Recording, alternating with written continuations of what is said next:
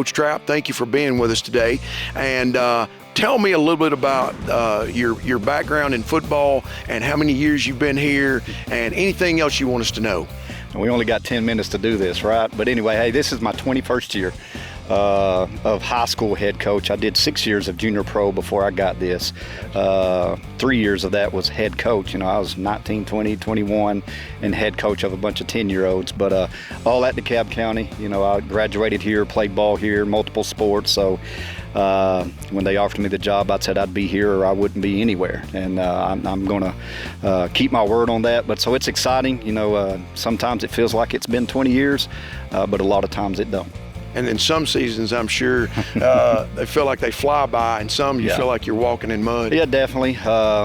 Especially once it gets real and everything's live. We just had this discussion with our guys. It's a long but short season. In the grand scheme of things, you're guaranteed 10 weeks, good Lord willing. But we want to get those extras, especially for these seniors where, hey, this time next year you won't be out here. What kind of legacy are you leaving, and what kind of extra opportunities can you garner? One thing that I've noticed when I played, when I coached, and now being in the position that I'm in here, is that football's a very emotional sport. And there's a lot of bonds that are built, not only with your assistant coaches, but the players, families, and the whole 9 yards. Tell me something that stands out to you and your coaching. We talk all the time about, the secret sauce, what makes teams special, programs special. Everybody has schemes, everybody has X's and O's, so ultimately it's what are the individuals willing to do every year to accomplish the goals that are set, and that changes from year to year. I learned early on, the first 3 years I was 3-27. 2008, we turned the corner, had a great year, and as a young coach, I'm like, hey, we're good, we're there, we're solid, everything's good, and then we kindly slipped back. So you got to wipe the slate clean, and every January you got to start over, start talking about that culture, start talking about what it's going to take to get what you want, even though you might have 10 seniors, 15 seniors, whatever it may be. But it's a year-round thing, and as far as the high school team, I say that's the coaches and the players, but as far as the program, we include the community, the school, the administrators, and everybody, because we want everybody to come in here and just be proud of what they see, not only with our facilities, but also what they see on the field. And you've done a phenomenal job with this stadium.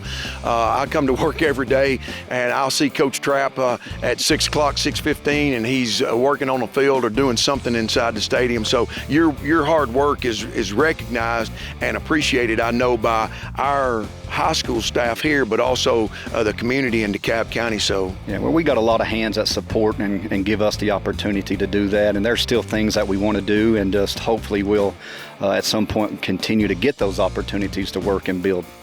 So let's talk a little bit now.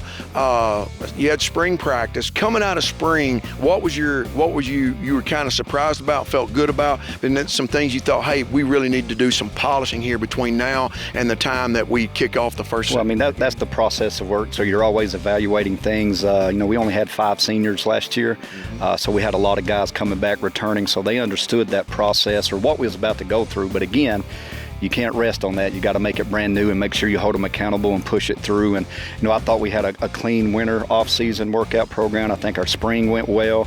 And then when you get back from dead period, you're just ramping that up. And we tell our guys, learn something new every day. Doesn't matter if you've been here 5 minutes or 4 years. And we go through 3 install periods. So we've went through that. Now it's about knowing what we're doing so that we can tweak it to an opponent that we're about to face. And that's the process that we're about to get into. Gotcha. Let's talk about I know during the fall camp, it's a lot of conditioning, a lot of reps every day. But as the season unfolds, kind of tell me what your schedule would be, how you run a practice from Monday to Thursday. Yeah, well, we're fortunate enough to still have an athletic block during the school, so that provides us the opportunity to get our workout. We never stop lifting.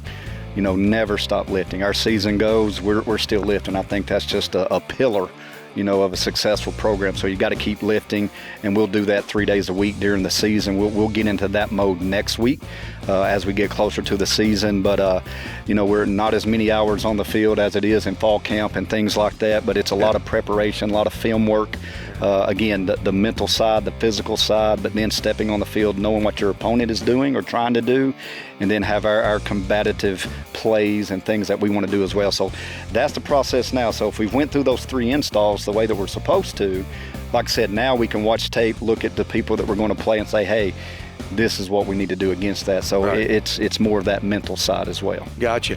Another thing that I know I've had people to ask me, within the football community, say, hey, how does the heat really affect, and what are some of the policies of that? And I've tried to quote some of the TSSAA policy, but as a coach, I know that can be very frustrating because one minute you may be on the field and then you're told that you need to go inside. Tell us a little bit about that as well. We've had one day where, which we practice at 8 in the morning all the way up until in-service started, and that's been this week, and then we actually get on the field at 4.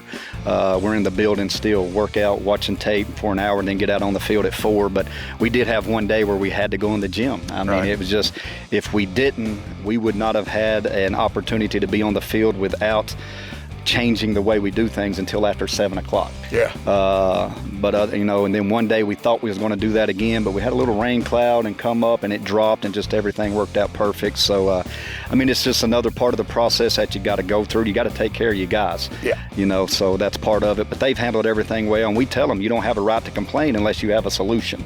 Right. So nobody has the right to say, man, it's hot, because we can't change the heat. So, and we also have a philosophy that, hey, Walmart parking lot in Memphis, if that's the opportunity we have to play, then we're going to do that. Memphis is a long way, and Walmart parking lot would be uncomfortable. But if that was our opportunity, that's where we're going to go do it. Any open door, you got to step through it, or you may regret it. Yep. So you don't want to do that. So obviously, you have to start in the fall camp. You have to almost have 2 game plans every day because of the weather or rain or whatever. Because we all know, I know this, I'm scared to death of lightning. So when that lightning starts hitting, that's a different story.